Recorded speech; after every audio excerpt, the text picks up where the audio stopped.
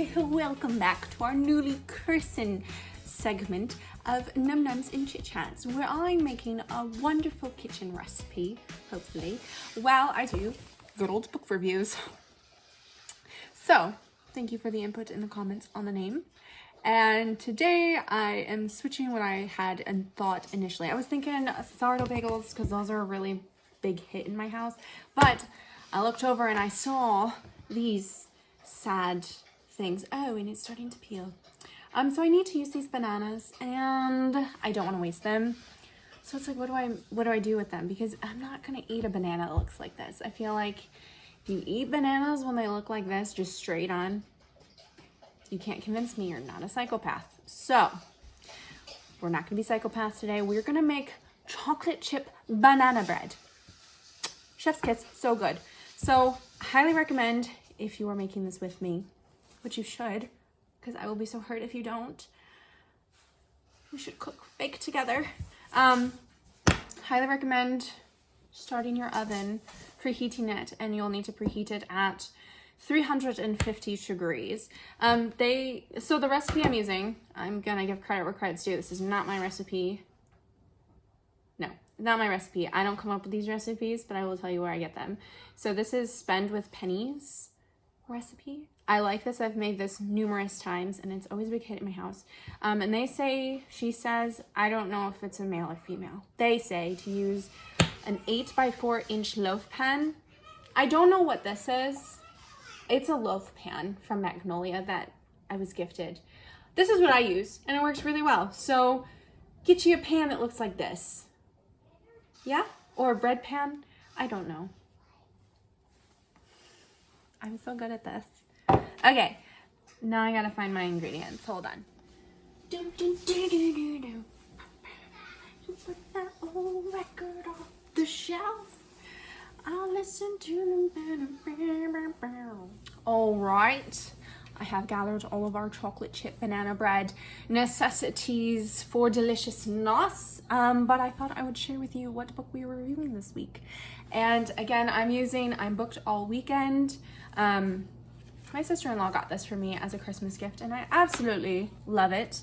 I've never been one to like sit down and actually like really in-depth think about a book after I'm finished with it, which I should, because I am a quick reader, especially when I really like a book. I tend to get excited and that translates into my reading speed. So I feel like sometimes I miss things that maybe other people who are slower readers don't. So this has really helped me stop, reflect on the books, and then also be able to share with people why I like a book. How many times have you been asked after reading a book, so what was the book about? And it's just, yeah. So I really want to get better at that.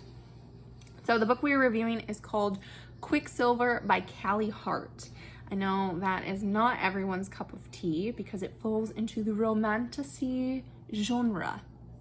This is a book that I've seen talked about over and over again online, and so it piqued my interest and I had to know more. So a quick summary of it. Sarah's Fang is good at keeping secrets. No one knows of her strange power or her ability to pick pockets and steal from the undying queen's water reserves to survive. Inadvertently, she opens a gateway between realms and goes to a land of ice and snow. She stumbles right into the middle of a centuries-long conflict, which might get her killed. Mistakenly, she binds herself to Kingfisher, a handsome fae warrior who has secrets and a nefarious agenda of his own. Be careful of the deals you make, dear child. The devil is in the details. So, I was intrigued to say the less when I read that, so I obviously had to get it. It's on Kindle Unlimited. So for those of you who have Kindle Unlimited, highly recommend this book. But also it kind of gave me a book hangover. Like after I read ACOTAR or Throne of Glass, I didn't know what to read. And so I just felt like this book, I'm still thinking about it. And I read this book weeks ago. This book, unlike the last book I did a book review on, I did a book review on The Road of Bones by Demi Winters, I did not have my ratings written down. So if you are new here and you haven't seen my rating video, you can go back and watch that. But I talk about my rating system that I use, which my brilliant, lovely husband has created himself, and that's what I use. And I feel like it's a great way to be consistent with your ratings, so that way you're not just all willy-nilly with it. So I actually wrote them down this time so we can actually talk about it a little bit more. If that confuses you at all, and then I can actually give you like, this is why I rated it like this. Anywho, so that is the book we are talking about as we make some yummy, yummy, yummy num-nums of chocolate chip banana bread. All right, so essentially I have my chipped bowl. Instead of a chipped teacup, I have my chipped bowl that I just did, and it makes me kind of sad. But I'm gonna mix all of our dry ingredients into this bowl. And then I got my good old KitchenAid mixing bowl. You don't need a KitchenAid, but if you don't like mixing by hand, it's nice. But also if you have like a hand mixer, that works too. So we're gonna mix all of our dry ingredients. So think flour, baking soda, salt, cinnamon, chocolate chips. Yeah. So it's gonna be 2 cups of all-purpose flour. Ooh. Making a mess is optional, but always, it's inevitable, honestly, when you're cooking. If you don't make a mess, then I don't trust you. All right, then we need a teaspoon of baking soda.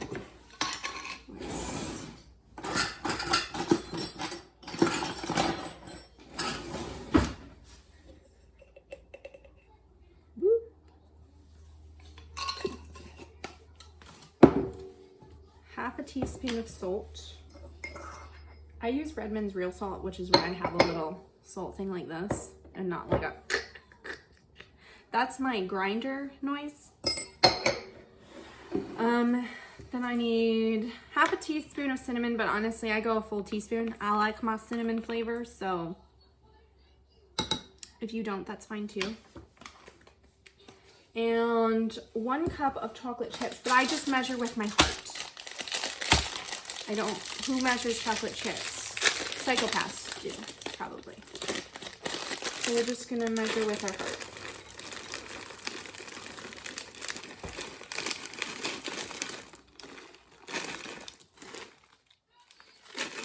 All right, that's good. And by the way, is that how you say it? Anyway, by the way, I am not making my own famous recipe, okay? I don't do recipes. Like, I make them, but I don't, like, write them. So, I'm not stealing someone's work. I'm not gonna take credit for that. Anyway, I'm not a culinary genius. I mean, I've gotten better, but... Okay, I am using Spend with Pennies recipe. So, if you need to look it up online, it's Spend with Pennies. That's the one I'm making. So, I have my dry ingredients. I'm just gonna kind of just do that. Mix. Now I'm gonna grab my KitchenAid bowl and I'm going to toss in my half a cup of melted butter. If you use sticks of butter are better anyway. Sticks of butter, you're just gonna use 1 stick of butter and melt it, which is a half a cup of butter. So we're gonna get that all nice in there. And then we're going to add sugar, because we're gonna add like our sugar and eggs together and get that all mixed in, and then we'll add the dry ingredients. Okay? So we're using, let me go back up here. I need half a cup of brown sugar and a 1/4 cup of just regular old cane sugar. If you don't have brown sugar, you can just use all cane sugar. I've done that before. I don't think it matters, but anyway. Also, quick tip, brown sugar. If it gets hard, put a piece of bread in it. That sounds very strange. It works though. It like wicks all of the moisture out of the brown sugar, and then you're left with soft brown sugar again, because crunchy brown sugar is disgusting, but I refuse to throw it away. So, use a little piece of bread. Okay, back to the book review. Quicksilver. I rated it at a 4.9, which is a very high rating for me, I feel. So I have 7 questions that I like to ask myself when I'm writing a book. This just keeps it consistent, and my husband's a genius. That's all there is to it. He's a genius because he came up with a system, because in his logical brain, it doesn't, ratings, does a 5-star book make sense to be a 5-star book if you don't have any sort of consistent way to mark that? Otherwise, it's just like, why did you rate it a 5-star? You can't even tell me the main character's name. You know, that's valid. That's very valid. So the first question that I ask has to do with the writing and quality. So I feel like this comes down to like the punctuation, the way it's been edited. Is it overly distractingly bad? Because I have read some books like that. Or, you know, is it just something that's seamless, it flows, that kind of thing. So for Quicksilver, I rated it at a 7. Okay, the second question that I ask has to do with the voice, style, and dialogue.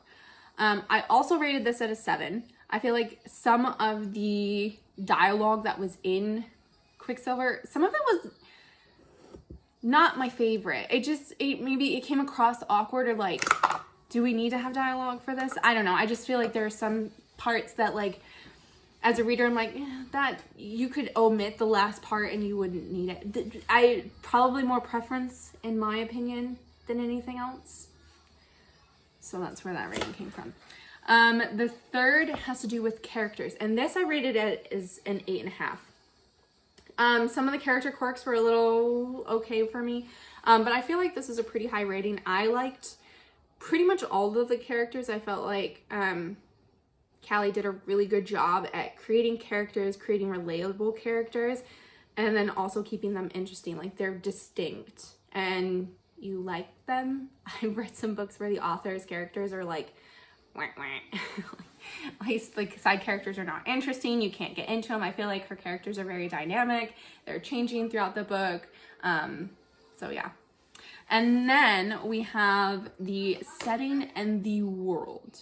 So I rated that as an 8. At the beginning, I guess for me, I didn't love the world building at the beginning. It was kind of, I don't know. I don't know the way to describe it. Maybe just dry. Okay, so I'm gonna add half a cup of brown sugar. I don't know, maybe it was just slightly dry. I don't know. I felt like, I don't know. I don't know how to quantify that, but I just feel like maybe she could have described it differently or had different descriptors, or maybe made it a little, I don't know. Maybe it was just a preference thing. And then a 1/4 cup of granulated sugar. So anyway, I liked it for the most part. There was just a little bit of me that was like, I don't know. So it was an 8 for me. All right, so we have our 5th question, which has to do with plot and story. I did an 8.5. For the most part, I really enjoyed it. I think there are probably a few things that I was like, I don't know. Maybe this could have gelled better. There were certain parts that have to do with like leaving the realm that maybe, I don't know, could have been clarified better. But overall, really liked it. And then the entertainment, 10 out of 10. 10 out of 10. I was highly entertained by this book. And the unquantifiable feeling that I asked myself, like, okay, I don't know what it is about this book. 10 out of 10. It's one of those feelings. I don't know how to quantify it. I don't know. Yeah, I don't know. It's just like one of those feelings that left me wanting more. So the entertainment and the unquantifiable feeling, which is 6 and 7, question 6 and 7, 10 out of 10 on both. I was thoroughly entertained the entire book. I enjoyed it. It was hard for me to put down, which I think is a good problem to have. Not for my, what do you call it? Productivity level. Wasn't great for my productivity level, but in terms of like my reader brain, oh, it was in heaven. And then the unquantifiable feeling. I think the reason I gave that a 10 is it left me wanting more. Like at the end of the book, I was like, this is where we're ending it? I don't like that. I want to know more, and I want to know more now. And it's driving me nuts that the second book doesn't come out until November of this year. So overall, I had a 7, a 7, 8.5, 8, 8.5, 10, 10. So it was a total score of 59. I divided that by 12, which got me a 4.9 rating. So highly entertained and would recommend. Okay, so now that I have my sugar and my butter, I need to put my eggs in, which is 2 eggs.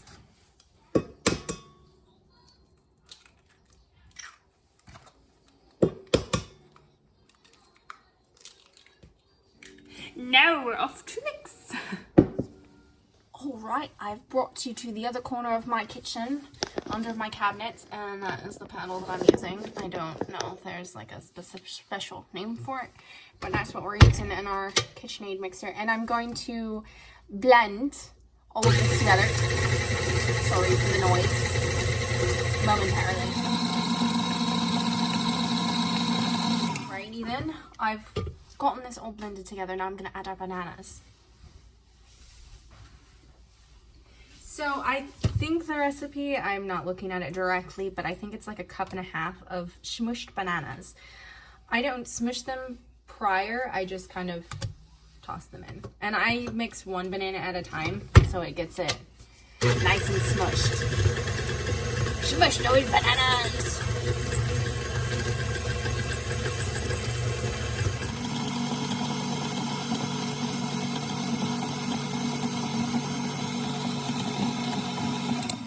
We got 1 banana, let's do 2.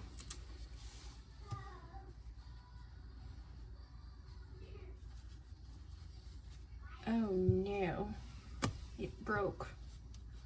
Yeah, these were real rat bananas. Okay. Okay. Pretend that was better. Now, we've got to mix the dry with the wet ingredients. Oh, that could have been positioned better. I'm so sorry.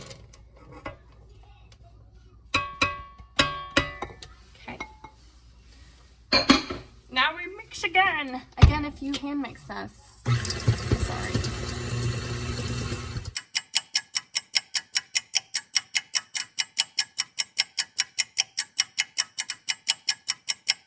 If you have not done so, I suggest preheating your oven at this point. I am going to spray. That was gross. Okay, don't inhale spray. That's not advisable, but I did spray my pan, so. Now we gotta put this in the pan. Maybe I can do it without spilling everything. Oh, I don't know what this is. A spatula? No, this isn't a spatula. Mixie spoon. Is it a this is not a spatula. I don't know what this is called, but it's helpful to have one. That's all I know. Okay, so we're just gonna, maybe I can put it down. We're just gonna empty into this thing. Into the pan it goes.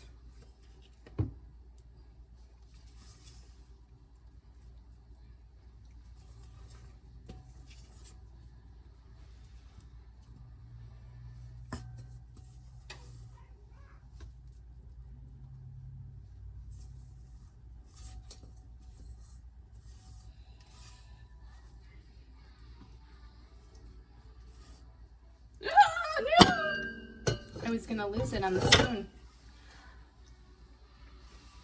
And then you have to do a lick test. Yep, that's really good. And if you are a germaphobe, this is literally just for my family, so I'm gonna lick the spoon, probably. I'm not gonna dip it though, like, I'm not a monster. But the best part of baking is licking the batter. And I know some people freak out, but there's eggs. Listen, friends, I don't listen to that because I eat raw cookie dough. I'm not recommending you to do that. I'm just saying that's what I do. Should we all do what Emma does? Yeah, no. No. No, you shouldn't do that. That's a lot harder than you think. Try saying no, but shaking your head yes. Your head's gonna want to shake no. Okay. Now we're gonna put this lovely puppy in the oven at 350 for 53 minutes, precisely. I don't make the rules, but them are the rules. I've tried to do it longer. It's too harsh. I try to do it like less. It's too battery in the middle. 53 minutes. That's 350 degrees, and it comes out mwah, chef's kiss every time. Do it. Okay, so while I enjoy my little treat, because we're baking and you have to enjoy your treat, calories don't count when you're baking. It's a rule. It's not my rule, it's the rule. Anyway, I want to say too, I think I was slightly a little vague on my ratings.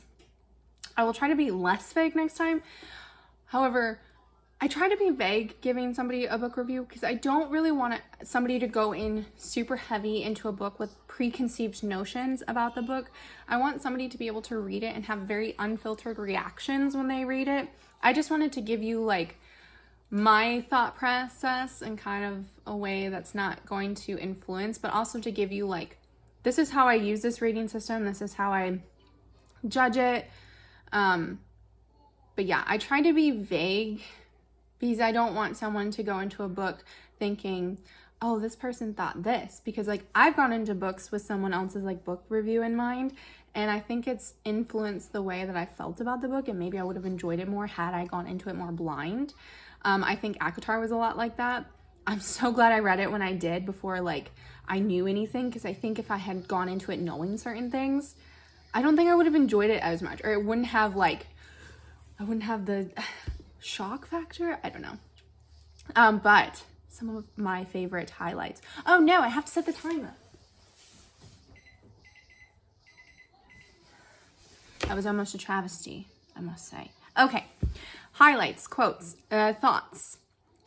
Overall thoughts. I thought it was a little slow to start, but Callie slowly pulls you in until you are immersed.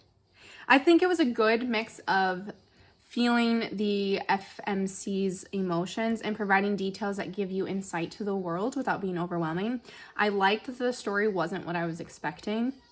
And there was a plot, there was romance, there was spice, and I'm very excited for book 2. Very excited. Can hardly wait. I'm so sad I have to wait. But yeah, I think this book is a really good mix of some spice. There is some spice. It's not like the whole book, but there are some spicy scenes in this. And I like that there was that romance too. For me, I really like romance in stories. I think it's a really compelling way to move character storylines and arcs along.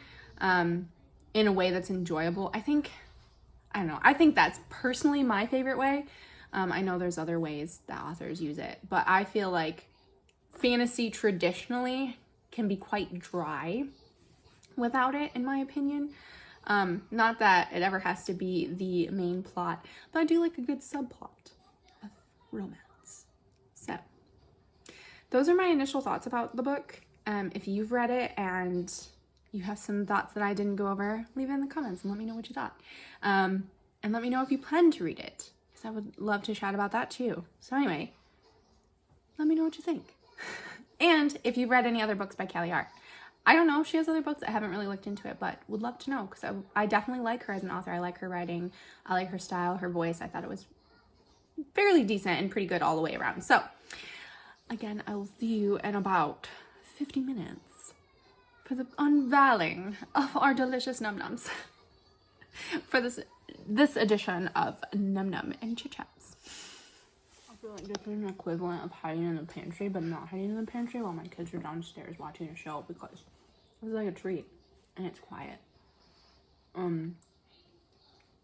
Sometimes after homeschooling, going to the library, talking with grandmama, I need a moment of peace, and adding sugar with it. A treat. It's divine moments like this that really make me happy. This is gonna be really good banana bread. I just have a feeling. Good. And it's gonna pair so well with my Haagen-Dazs ice cream. That is expensive ice cream, but I splurge because I love that ice cream. It's so good and the ingredients are so clean. It's hard to find clean ingredient ice cream out there. The ingredients are scary. Anyway, it's divine moments like this that I love after a day. After a day. It's time.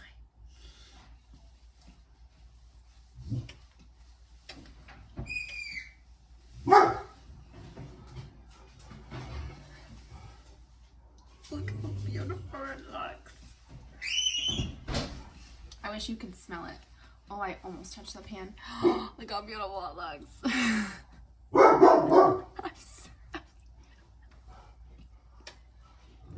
So, be this be a sign to you to actually use your old overripe bananas to make delicious, yummy chocolate chip banana bread. So, that is it for this installment of Noms and Chit Chats. Come back next week and perhaps we'll make sourdough bagels. I don't know. But we will review another book. Don't you fret. Anyway. Enjoy your banana bread. Not my knives. Don't do that. Banana bread. So. There you have it. Peace.